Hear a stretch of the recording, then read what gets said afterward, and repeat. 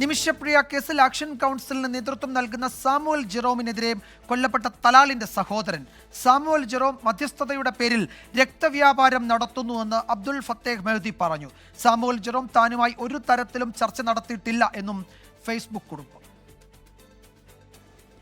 BBC-ക്ക് നൽകിയ അഭിമുഖത്തിലെ സാമുവൽ ജെറോമിന്റെ അവകാശവാദം തള്ളിയ അബ്ദുൾ ഫത്താഹ് മെഹ്ദി അതിഗുരുതരമായ ആരോപണങ്ങളാണ് ഉന്നയിക്കുന്നത്. സാമുവൽ ഇതുവരെ കാര്യമായ യാതൊരു ഇടപെടലും നടത്തിയിട്ടില്ലെന്നും ഇന്നേ വരെ ഒരു മധ്യസ്ഥ ചർച്ചയ്ക്ക് ബന്ധപ്പെടുകയോ വിളിക്കുകയോ ഒരു ടെക്സ്റ്റ് മെസ്സേജ് പോലും ഉണ്ടായിട്ടില്ലെന്നും മെഹ്ദി പറയുന്നു. പ്രസിഡന്റ് നിമിഷപ്രിയയുടെ വധശിക്ഷാവിധി അംഗീകരിച്ച ശേഷം സനിയിൽ വെച്ചാണ് ആദ്യമായി സാമുവലിനെ കാണുന്നത്. അപ്പോൾ സന്തോഷത്തോടെ 1000 അഭിനന്ദനങ്ങൾ എന്ന് ആശംസിച്ചുവെന്നും മെഹ്ദി വെളിപ്പെടുത്തി.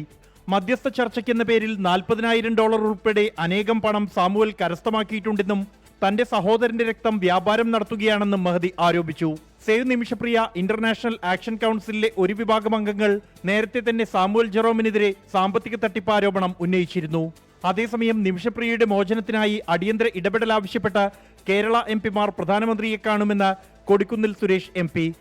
നിമിഷപ്രിയയുടെ ജീവൻ രക്ഷിക്കാൻ വേണ്ടിയുള്ള ഇടപെടൽ ഏതൊക്കെ തലത്തിൽ ഇടപെടാൻ പറ്റുമോ ഇടപെടണമെന്നുള്ള കാര്യത്തിൽ ഞങ്ങൾ കേരളത്തിലെ MP-മാർ ഒരുമിച്ച് ഗവൺമെന്റിനെ വിദേശകാര്യമന്ത്രിയും കഴിയുമെങ്കിൽ പ്രധാനമന്ത്രി ഉൾപ്പെടെയുള്ളവരെ കാണാൻ ഞങ്ങൾ ശ്രമിക്കുന്നതാണ്.